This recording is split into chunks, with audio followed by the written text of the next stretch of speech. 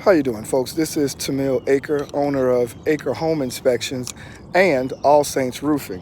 For many of you guys that don't know, I'm also a roofing contractor. So today, I'm up on this particular roof out here in Fort Worth because it has a lot of different defects that I want to share with you guys. But I also want to talk a little bit about why it's important, if you have homeowners insurance, or even if you don't, why it's important to have a good roof on your home. So let's start off with some defects. This particular roof has a slew of defects on it, but we'll start off with, here's some what appears to be impact damage. You can see it's already down to the felt, as you can see that there. Over here in this section, you can see some granule loss, right? There's also some defects here where it's penetrated the shingle. And all of this is granule loss. The granules on the shingles are designed to protect the felt and the home beneath it from water, ice, hail damage, whatever it is, just the general elements, right? Without the granules, the shingle is, what I like to say, is compromised. It's not going to do its job the way it should. Look, check out this shingle here, where it's just all gone in this area, right? Same thing here. All of these shingles are really damaged. The reason why it's important, and your insurance company specifically wants you to have a good roof on your home, is because it limits the risk of damage to the interior of the home. I think a lot of times people have seen maybe in someone else's home or your own home where you have those little water stains on the ceiling. Those typically come from a couple of different situations. It could be a damaged shingle like I just showed you. It could also be from a missing shingle. So those are really bad. Or you could have some other defects like I'm getting ready to show you now. So I'm going to turn the camera around. And here's just some other defects here where you can see the granules are gone and it's down to the felt. But over here in this section, you can see this buckling happening, or what some people will call wind damaged shingles, or they could have been installed incorrectly. But nonetheless, what will happen is the wind will get underneath this shingle and lift it, and then it'll get to the nail heads. So then the nail heads will start to release from the decking because the wood around it will rot. Once that wood is rotted, that nail head can no longer keep the shingle fastened. Eventually the shingles will start to peel off, tear off, and fly away, depending on how much wind or rain you get over time, right? But you can see that condition is all through here.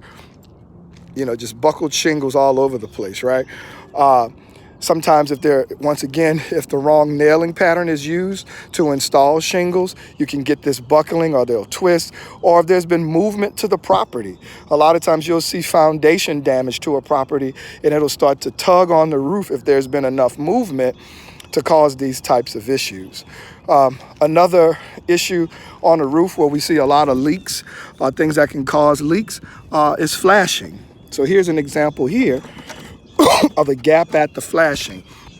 And flashing should be installed from the bottom up so that you always overlap at the seam, right? But look at here. So this gives an opportunity for water to slide back in here and then penetrate and potentially get on the interior of the home.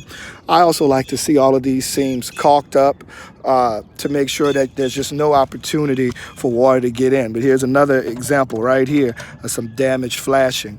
So once again, your insurance company wants that roof to be in good working order because it limits their risk to have to pay you more money if a claim is ever present. But if that insurance company knows you have a bad roof on your home, let me back up a little. I'm not an insurance adjuster. I've never been. I don't work for any insurance companies, but I can tell you some things that I've heard is that in some cases, some insurance companies can limit the amounts they give you if they know you've had a bad roof on that home. Now, I'll slide into another subject. It can be a little touchy sometimes, but Let's talk about a little bit about the claims process. So I just tell folks this with a grain of salt because I see it on so many occasions. If your insurance company has paid you out for a claim for your roof, those funds are designed to be used to pay a roofing contractor to replace the roof, not for any other purchases, right? Doing so can be considered insurance fraud. And I'm pretty sure it carries some fines and some things. So what I always tell folks, check with your insurance carrier, who's ever providing it, to go over what's applicable. Just make sure you speak to your agent so that way you have a good understanding of when you file a claim, what those monies are for. But we can get into that in another video another time. But today I just wanted to talk to you guys a little bit about some damage that I typically see up on the roof, and likewise why the insurance company wants to make sure that you keep a good roof on your home, because doing so can not only damage your property, things like that, it can upset your life. And then, because there's that process, people coming in and out of your house if major damage occurs, which nobody really wants, right? But then they're also limiting their risk. By you having a good roof on your home, it could save you some money on the premium side, but it also limits their risk of you filing a claim for some type of damage to the interior of your home. So with that said, anytime you guys need the best, not the rest, the best home inspector in the business, give me a call at 972-590-8719. Or if you need a roofing contractor with quality that's through the roof, give me a call at the same number, 972-590-8719, and we'll get you taken care of. All right, folks, you guys have a great day and stay blessed. Be safe.